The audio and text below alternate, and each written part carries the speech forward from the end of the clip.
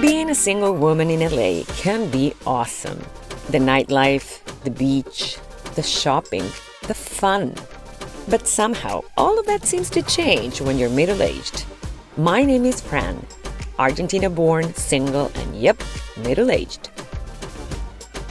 My midlife crisis hit me hard, so I decided to fight back by embarking on a quest. Visiting all 50 states before I'm 50 and taking you along with me. Morning. Okay, world, here we go. Planes, trains, and automobiles, buckle up, because this is going to be one heck of a ride.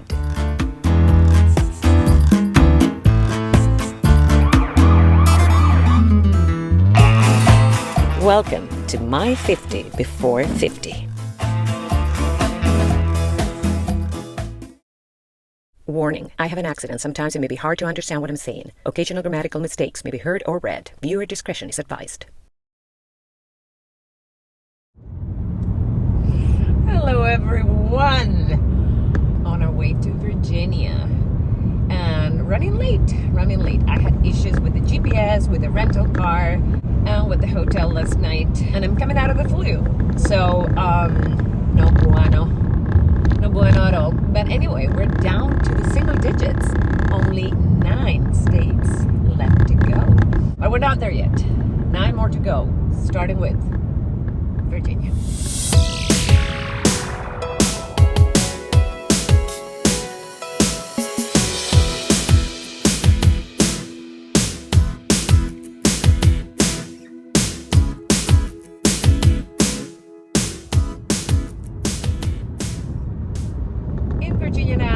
Going straight to a bar, the Tavern. And why am I going straight to a bar? It is not just because I want to go to a bar, but also the Tavern happens to be the oldest bar in the state of Virginia and number 8 in the country. And considering I have 8 states left, well, it has nothing to do with that. I just want to go check it out because it's pretty historic. So it's not a bar visit, it is a historic visit. This is research. Okay. And so I made it into the city of Abingdon and straight into the Tavern. Made it. Built in 1779, this building is still standing strong. And just like its sign says, it used to be a stagecoach stop, an inn, a tavern, the first post office west of the Blue Ridge, and even a hospital for wounded soldiers in the Civil War. So if you ask me, the place totally deserves its current incarnation as a gathering place full of laughter, drinks like the one I was having, food, and friends. And it has plenty of rooms for its many, many guests.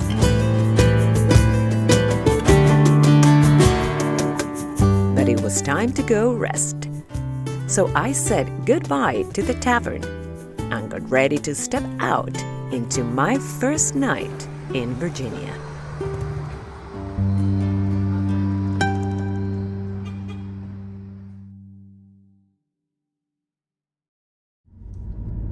The following morning, I set up to discover Abingdon and its rich history, starting with its historic Main Street.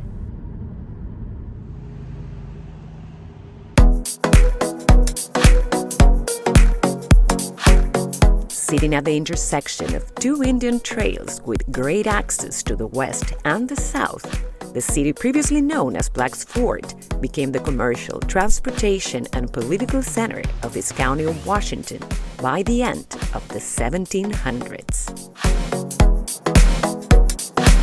Its historic Main Street hosts many beautiful buildings, one of them being the prestigious Martha Washington Inn and Spa, which used to be a private residence and later an upscale college for women. Not far from it stands Barter Theater, the State Theater of Virginia, which opened during the Great Depression and is the longest-running professional equity theater in the States. Barter Theater, the name says it all. back in the day of the Depression, they would let you come in if you had no money, and people did have no money. But you could bring crops, food, whatever you had, and exchange it and go in, see a play. Kudos to all the people that prioritize the arts and defend the arts and understand that that is as basic a need as many other things. So that. There's actually a play right now going on. I just stepped in and it's very quiet because there's a play. There are so many plays a day, every single day here. By the way, some very famous names like Gregory Peck perform here, so not bad at all. But Abingdon is also rich in American history, having seen its fair share of wars and having played a pivotal role in the Revolutionary War with the Battle of Kings Mountain.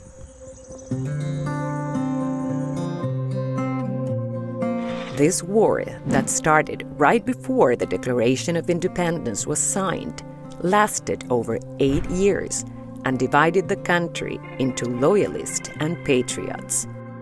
But when Major Patrick Ferguson threatened to march his army over the mountain and kill everyone that didn't submit to the king, people knew they needed to unite, and so they did, creating a fierce militia. It was on these muster grounds that 400 men from all walks of life came together, some white, some black, some Native American. But on September 24th, 1780, they all had a common enemy, and so they marched together into battle.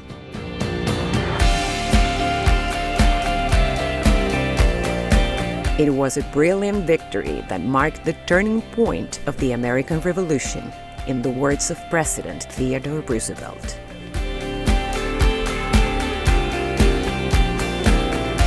The Keller Interpretive Center does a fantastic job at keeping their story alive with great exhibits and artifacts from those days, plus tons of information.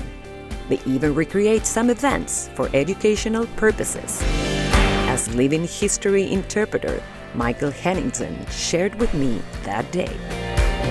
And I actually got a small taste of it myself. Which one you say is my style? So much history. Just tremendous amount of history.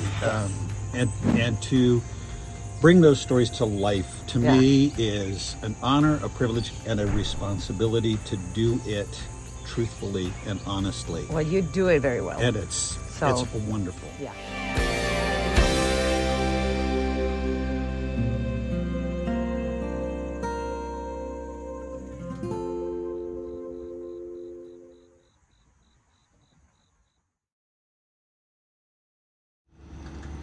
Next, I paid a quick visit to the nearby Sinking Spring Cemetery, a historic place with graves dating back as far as 1776. Here lay many of the politicians, pioneers, war heroes, and civilians that built our country, a legacy worth preserving, whether they carried well-known names or names that have been long forgotten.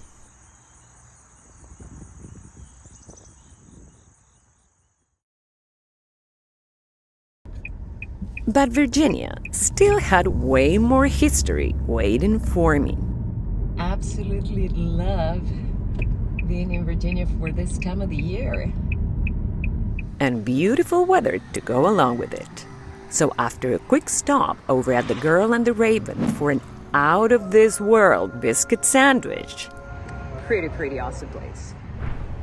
I was ready to drive further east, as the following day I would be checking out one of the most visited landmarks in America.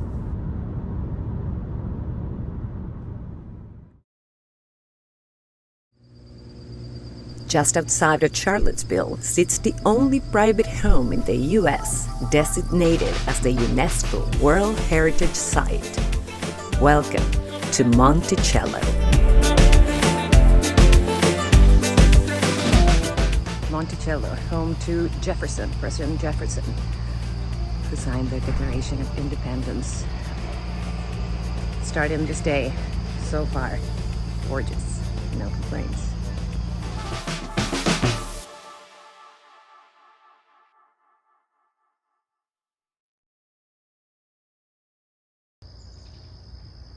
Monticello is a breathtaking state with an exquisite architectural design and full of details and innovative features. But its grandeur is only as good as the man who designed, built, and occupied it. Thomas Jefferson, the third president of the United States, had an impressive political career and ethics that still ranks him among the top 5 U.S. presidents of all times.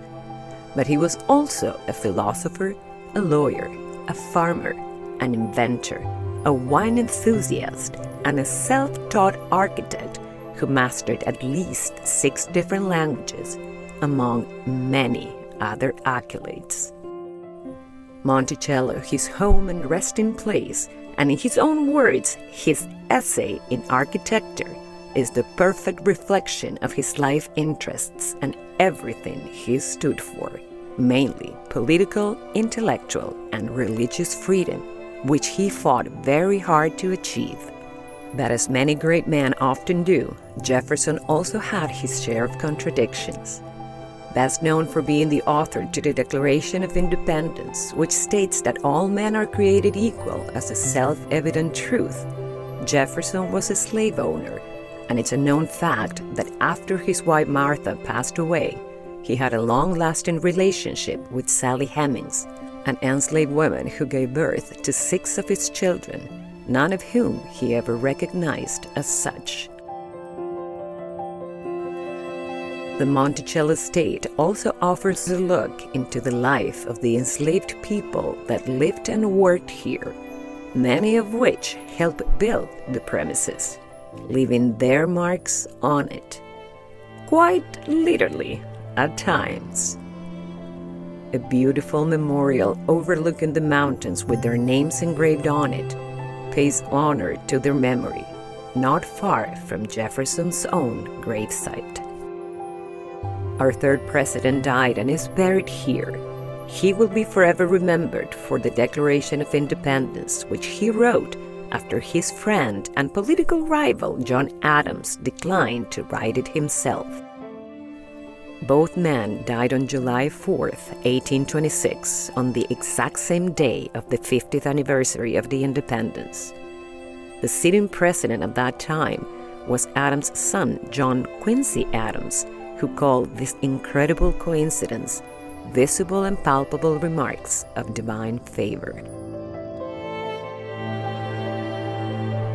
A visit to Monticello is a unique experience filled with history that is sure to leave an everlasting memory on its guests. This home is also immortalized on the nickel coin, which flip side features its owner and builder. Funny how man-made structures end out outliving their creators. Right before taking his final breath, it is said that Jefferson had only but a question: is it the 4th? As per Adams, who died only a few hours later and was unaware of his friend's passing, his final words were, "Thomas Jefferson survives."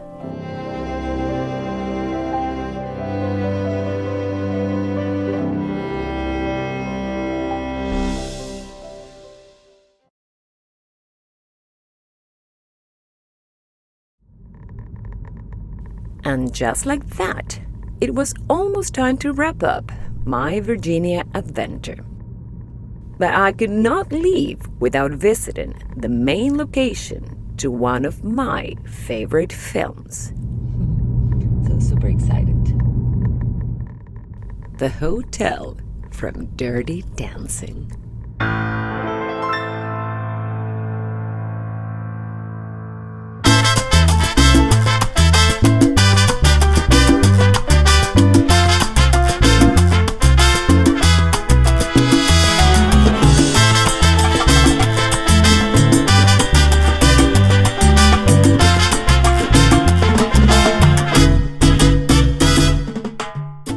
here we go. The hotel from Dirty Dancing. Final stop in my Virginia trip. Could not, I will not live this one out because I absolutely love that film. So I'm ecstatic to be here for my final night. Back in 1987, Dirty Dancing shook the world's box offices and made stars out of Patrick Swayze and Jennifer Grey. Most of the film was shot here in Pembroke, Virginia, where you can still walk around the Dirty Dancing universe. Can you see the gazebo there in the back?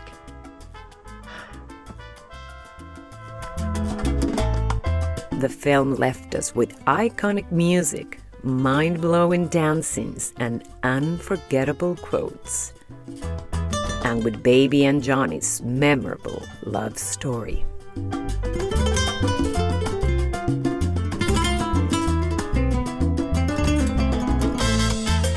Loving it.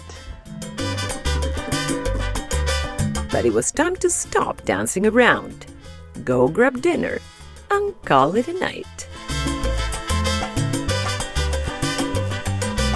And speaking of iconic quotes, oh, the irony. They literally put me in the corner.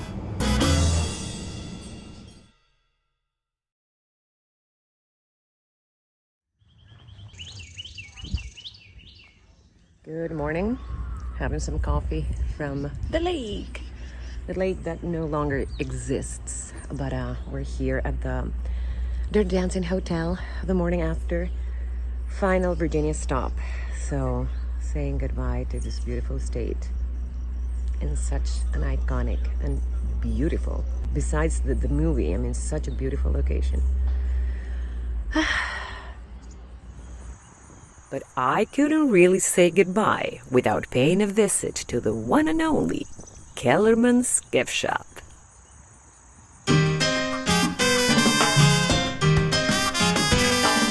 Not that I would buy anything, just taking a look before hitting the road. That's it.